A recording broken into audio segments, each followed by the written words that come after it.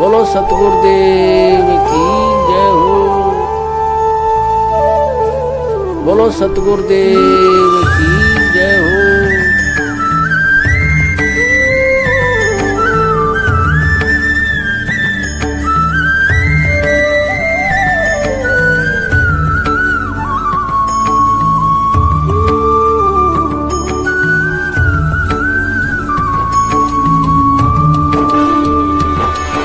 Hello. हाँ hello सतसाहिब। सतसाहिब जी, सतसाहिब। जैसे हम महाराष्ट्र से बोल रहा। हाँ जी। तो जैसे हमारी ये शंका समाधान नहीं हो रहा, जैसे भगत जी बोलते कि इस हर तारीख को आपको 4 बार जाना पड़ता फिर सतनाम प्राप्त होते होते। नहीं भगत जी, ये गलत है। ये सिस्टम गलत बना रखा है सारा सब कुछ, केवल लोगों को भ्रमित किया जा रहा है। एक बात बताओ भगत जी, शहर में ऐसा कौन सा इंजेक्शन लगाया जाता है भक्ति का जो वहाँ जाते ही आपको फिर सतनाम मिल जाएगा? सतनाम भगत जी नाम की कमाई से मिलेगा, मर्यादा में रह के भक्ति करने से मिलेगा। इशार के चक्कर काटने से थोड़ी मिलेगा भगत जी। ठीक है ना? ये तो इन लोगों ने खाली बबंडर शुरू कर रखा है, संगत को अपना गुलाम बना के रखना चाहते हैं ये लोग, की संगत हमारी हद से बाहर ना निकल जाए, कहीं अपने खुले दिमाग से कुछ मतलब की सोच ना ले। हाँ ओके। अरे मालिक आपको मिल गया भगत जी, नाम आपको मिल गया, गुरु जी का आपको सत्संग मिल गया। हाँ क्या ये चक्कर काटने से क्या होगा भगत जी? और बताओ एक बात बताओ, 5 साल से संगत हिसार के चक्कर काट रही है, गुरु जी को बदनाम करने के अलावा, लोगों से उनको गालियां निकलाने के अलावा, उम्र कैद करवाने के अलावा संगत ने भगत जी वहां जाके कौन सा मतलब तीर मार दिया? हाँ ना, ये तो आप सही बोल रहे हैं। कितनी बड़ी मूर्खता कर रहे हैं हम लोग। एक बात बताओ, अगर संगत के हिसार तारीखों पे जाने से ही अगर गुरु जी बाहर आने होते तो भगत जी अपने गुरु जी की संगत तो मुश्किल से इस समय 4-5 लाख है, टोटल 4-5 लाख है, जबकि राम रहीम की रासाराम की तो 5-5 करोड़ है। फिर वो तो कब के बाहर निकाल लाते अपने गुरुओं को। हाँ। केवल मूर्ख बनाया जाता भगत जी हमें। हाँ। फिर ऐसा तो कोई जरूरी नहीं भगत जी, कोई जरूरी नहीं। मैं कहता हूँ सतनाम की आपको कोई जरूरत नहीं है भगत जी, परमेश्वर देंगे सतनाम भगत जी। सतनाम का और नाम का समय होता है, उस समय से पहले आपको नहीं मिल सकता। अच्छा, मर्यादा पे रहना पड़ेगा अपना। हाँ, मर्यादा में। भाई भगत जी एक बात बताओ, ये प्रथम नाम भगवान ने दे दिया। गुरु जी कहते हैं कि इस 21 ब्रह्मांड में किसी के पास ये प्रथम नाम भी नहीं है, और अगर हम मर्यादा में रह के इस प्रथम नाम की भी भक्ति कर लेंगे तो भगत जी कितनी बड़ी बात है। हाँ सही है, हम इसकी तो भक्ति कर लें पहले। वही बात है, वो जो मतलब कि गिलोल चलानी नहीं आती और AK-47 लेने की सोच रहे हैं। हाँ। खुद भी मरेंगे, लोगों को मारेंगे। सही। तो बड़े भाई, जो परमेश्वर ने जो खुराक दे दी है प्रथम मंत्र, बस उसको खा लो। उसको अगर सही ढंग से मर्यादा में रह के खा लेंगे तो बहुत बड़ी उपलब्धि होगी। अच्छा। और भी प्रकट दिवस में जैसे कबीर जयंती में जाना कैसे क्या? नहीं भगत जी, अगर आपने अपने गुरु को कबीर मान लिया है तो आपको फिर किसी दूसरे कबीर का प्रकट दिवस क्यों मनाना? सही है। और अगर आपने अपने गुरु को कबीर नहीं माना तो फिर भक्ति करना ही फिर बेकार है। हाँ सही है। तो भगत जी हमें यही तो सीखना है, परमात्मा यही तो समझाने आते हैं, यही तो ज्ञान देने आते हैं। अब सारी बातें परमात्मा खोल के नहीं बताता भगत जी। संत कुछ बातें होती है उनको संकेतों में बताता है, क्योंकि काल भगवान के साथ उनका वचन है, वो खुल के नहीं बता सकता। सही है जी।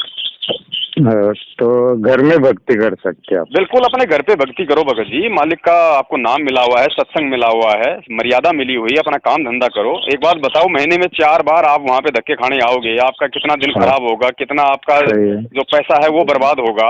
सही है। अब अगर गुरुजी आश्रम में हो भगत जी, वो बात अलग है। गुरुजी आश्रम में हो जब तो ठीक है, महीने में 1 चक्कर लगा दो, बहुत अच्छी बात है। 2 चक्कर लगा दो, चाहे सत्संग के लिए आप चाहे लाख चक्कर लगाओ। तो भगत जी एक बार आप कहाँ जयपुर ही रहता है ना? हाँ भगत जी, मैं जयपुर में रहता हूँ बड़े भाई। और आप जैसे वहाँ कहीं सत्संग होता है आपके आजू बाजू में? भगत जी मेरठ में सत्संग होता है हर साल। हर महीने के दूसरे रविवार को पिछले 4 साल से मेरठ में सत्संग हो रहा है। अच्छा, वहाँ जैसे आप मिलने आएंगे तो मिल जाएंगे ना? बिल्कुल भगत जी, वहाँ पे एनी टाइम आपको मिलेंगे, एनी टाइम आपको वहाँ मिलेंगे। परमेश्वर की दया से आप जी कभी भी मेरठ आ सकते हैं। बाकी अगर सत्संग के समय आएंगे तो ज्यादा अच्छा होगा। हजारों भगत भाई मिलेंगे, 5 यज्ञ का लाभ उठाओगे, परमेश्वर का भोग खाओगे। क्या? हाँ, और बाकी सबको समझाओ भगत जी, जितने भी भगत भाई बहन। अब तो महाराष्ट्र में तूफान आ रहा है भगत जी, सब लोग जान रहे हैं सच्चाई। हाँ, इसलिए हमको भी थोड़ा ये बात का शंका था कि ना, इसलिए हमने फोन लगवाया। हाँ, सबको बताओ, खुल के बताओ बड़े भाई। बहुत मूर्ख बना दिया इन लोगों ने हमें। ये ज्ञान लेने के बाद अभी भी मूर्ख बने रहेंगे तो क्या फायदा इस भक्ति और ज्ञान का?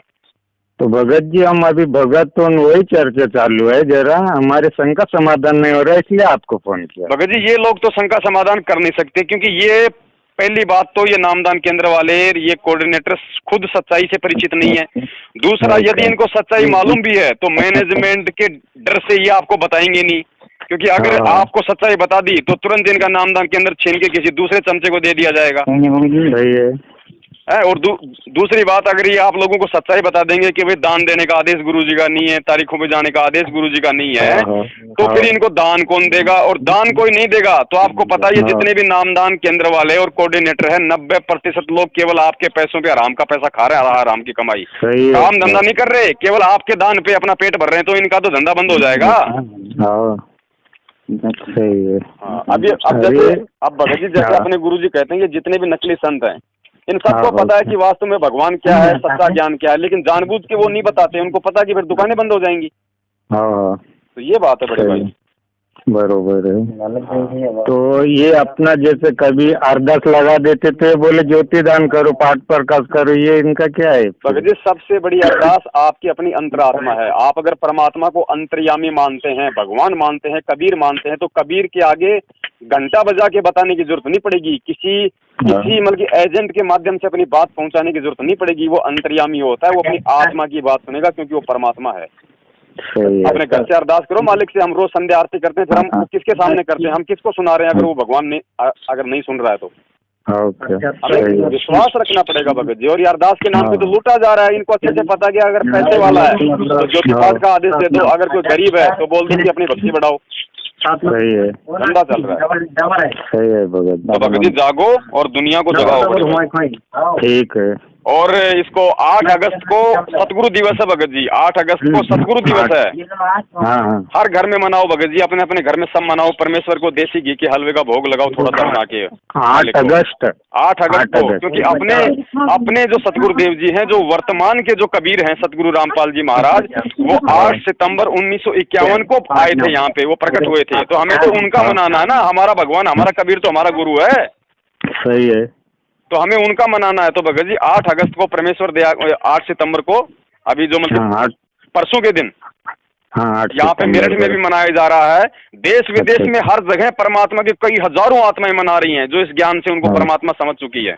सही है। और जिन्होंने 8 सितंबर को, और जिन्होंने उन्हें कबीर नहीं माना अभी तक, केवल अपना गुरु मान रखा, वो नहीं मनाएंगे भगत जी। हाँ सही है। हाँ, और परमेश्वर दया करें आज के बाद हमें कबीर प्रकट दिवस मनाना ही नहीं, जब हमारा कबीर हमारे सामने है। ठीक है। हाँ ठीक है भगत जी। और कोई भी बात हो, ये दास का नंबर है, मेरठ के और भी बच्चों के नंबर हम डालते रहते हैं, किसी से कभी भी पूछ सकते हो भगत जी। भगत जी ये नंबर पे आप भी कभी कुछ तो डाल दो। हाँ ऐड कर लूंगा भगत जी व्हाट्सएप में, और परमेश्वर आपको मैसेज भिजवाते रहेंगे बड़े भाई। ठीक है ठीक है। सत्साहे जय हो बंदी छोड़ की। सत्साहे जय बंदी छोड़। सदगुरु रामपाल जी महाराज की जय हो। सत्साहे।